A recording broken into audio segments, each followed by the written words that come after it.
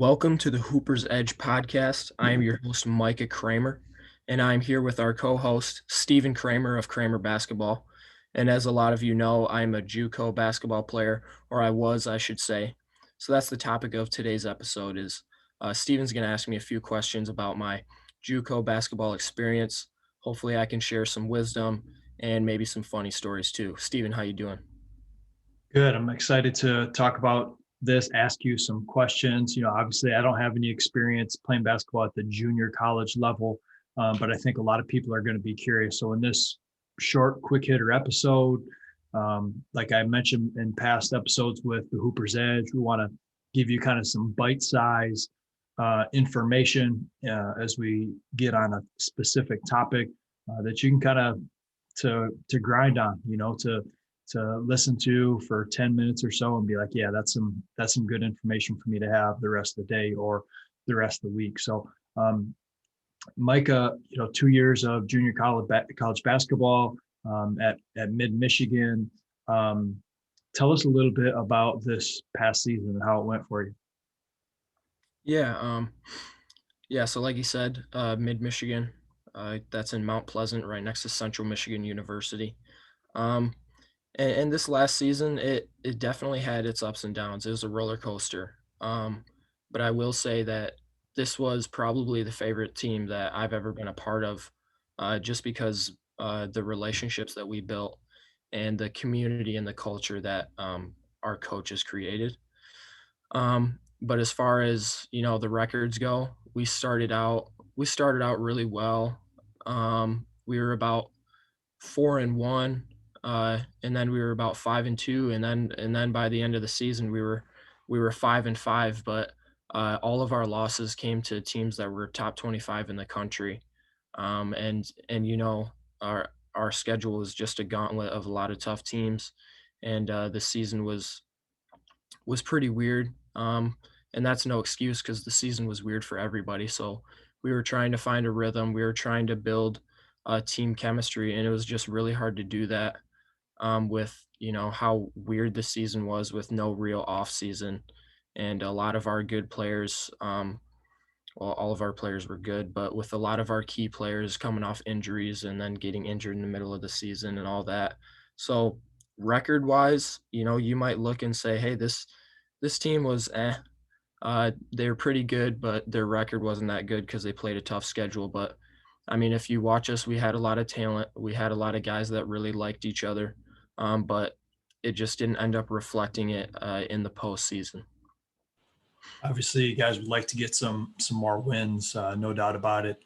You played a lot of tough, high quality opponents throughout the course of the year.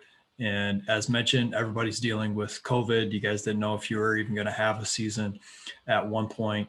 What were a couple of the biggest challenges that you guys had to face throughout this past year that had to do with, COVID guidelines and protocols? Yeah, hmm, I'd say the biggest challenge was just the anxiety, um, because you wake up every morning, you do a survey, and you find out that somebody on the team's been exposed, and you're like, does that mean nobody can practice? Does that mean this and that? And technically, if somebody on the team was exposed, everybody else could practice if they weren't hanging out with that teammate outside of practice, because we made sure to follow the rules during practice. We made sure to mask up and do all this and that. So sometimes we'd get to practice and somebody wouldn't be there, and it was just really tough. Like one game we were playing Delta, who was ranked about 15th, and they had some guys who were just bullies. And we get there before the game, and I'm like, "Where's Javel?" And because we were there before a pregame shoot around, and somebody's like, "Yeah, I think he was exposed. He's not going to be there tonight." And like he just found out like 20 minutes before we were about to leave for the game. And it's like, all right, there goes our Division II big man. We're going up against a really tough Delta team. And so yeah, I'd say it was just the anxiety about you never know what's going to happen, because you could get a call at any moment of the day and just be like, you're out. Yeah, the unknown has got to be super, super difficult. Always on your toes and expect the unexpected. Um, the only constant in life is change. And this past year really embodied that in a lot of ways.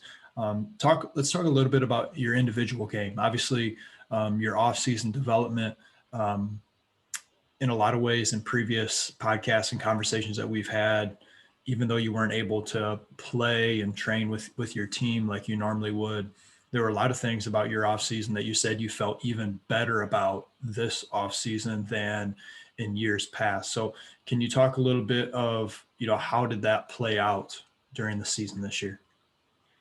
Yeah, I'd say this offseason was huge for me, and I say that every single year.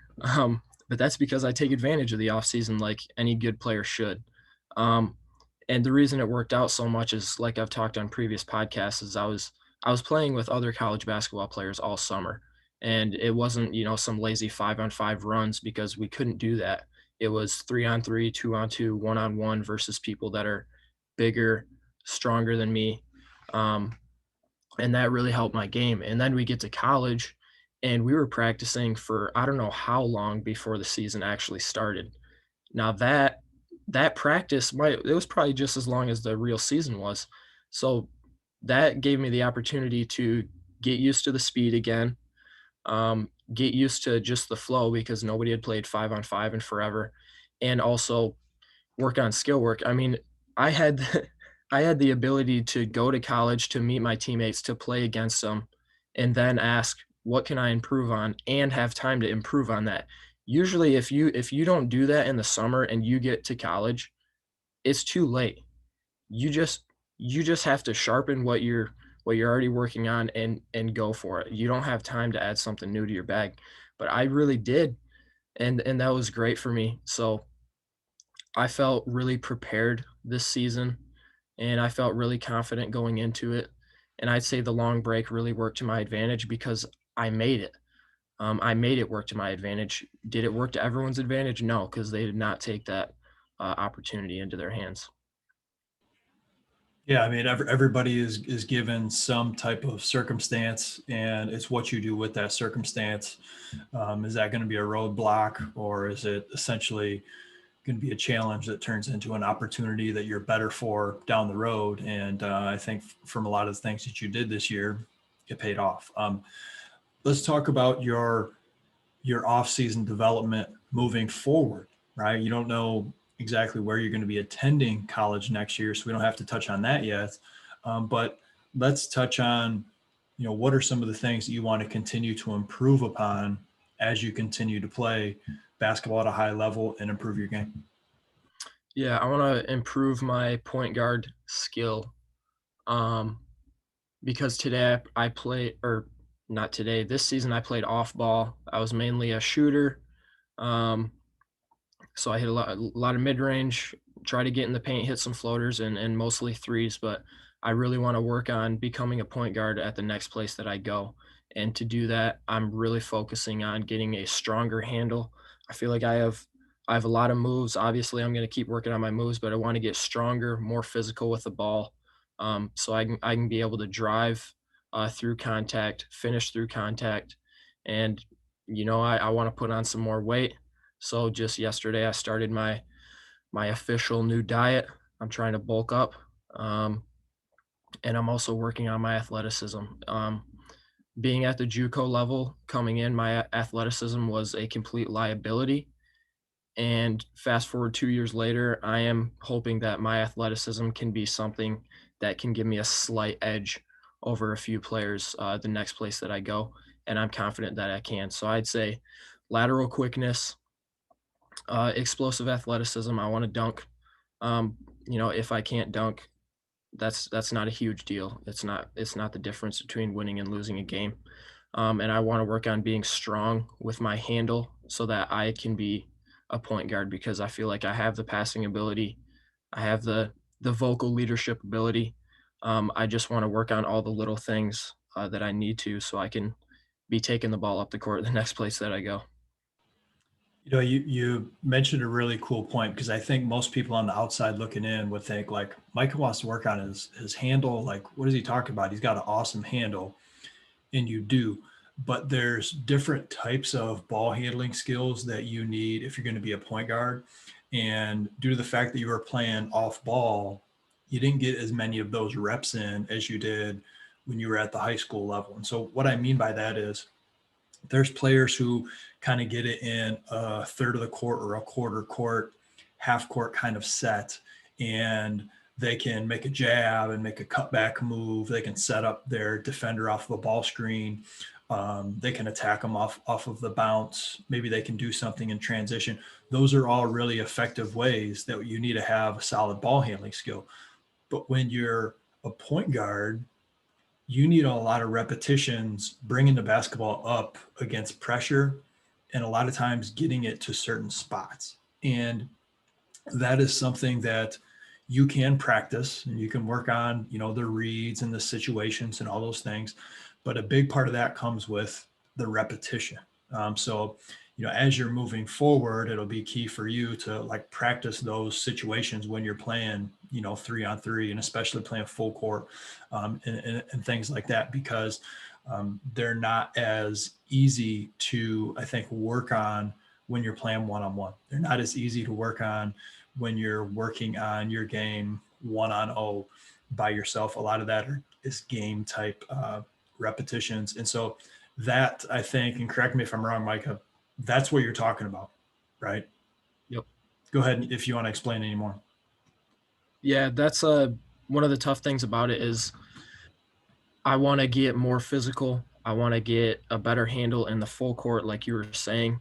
Um, and a lot of that is exhausting, and a lot of that would really help if I had somebody else to work out with. And I do have other people to work out with a lot, but I want somebody to smack my arms while I'm dribbling. I want somebody to, you know, time me and do stuff like that. So, um, it is going to be tough to do a lot of these drills because I'm working on being more physical in the half court. So I wish I had somebody there to push me around all day long. But I mean, I'm gonna find a way. But yeah, that's exactly what I'm talking about. Yeah, you find a way, and you practice some of those things on your own, and then you get a teammate, whatever, and then when you're playing some open runs, you can get some of those reps in as well, which is really good stuff. So, thank you guys for listening. Thank you for watching. If you're on YouTube, shout out to all of you guys. If you're listening on Apple Podcasts, positive rating and review goes a really, really long way as we continue to build that out. So, please leave a positive rating and review. Um, Also, a reminder: the Cramer Basketball app is live. Link is in the bio. Link is, you can contact Micah for it. You can find it on my Instagram. But we have an off-season strength and conditioning program. We have a 9-week shooting program. We have a 4-week finishing school program. And there's 2 different programs that we're building out right now. One is called speed ball handling. And speed ball handling is essentially an entire program that's just on the move. No stationary stuff, although that is important. We're putting a program together that's just for working on attacking and getting by your defender. And then we have another one called the Rhythm Series, which I'm super, super excited about. And by the time this comes out, you may have seen a couple highlight clips on my social media about what the Rhythm Series is. And essentially, basketball is a game of rhythm. Shooting is so much about rhythm. We've incorporated rhythm in a lot of ways over the years with Cramer Basketball, especially utilizing the jump rope in some of our shooting drills. Now we're exploding with the rhythm, using it more for the dribble, using it more for how we can get into finishing and timing. And so I'm really, really excited as this is going to come out within the next month approximately. And our players are going to love it. It's a lot of fun to do some of these drills, and your touch and your timing is going to improve quite a bit. So, Mike, I don't know if you want to touch on that a little bit before we get going.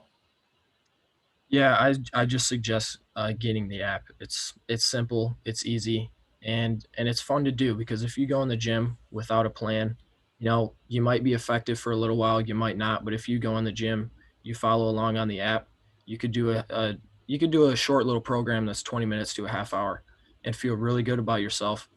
And then you can get shots up and do whatever you want. Mhm. So one thing that I've been doing a lot is the finishing programs, working on my footwork, working on my touch, and that's a lot of work in a short amount of time, and it feels good. So get the app, good price, good knowledge, good drills. Sweet. All right. Thank you guys for listening and get after it today.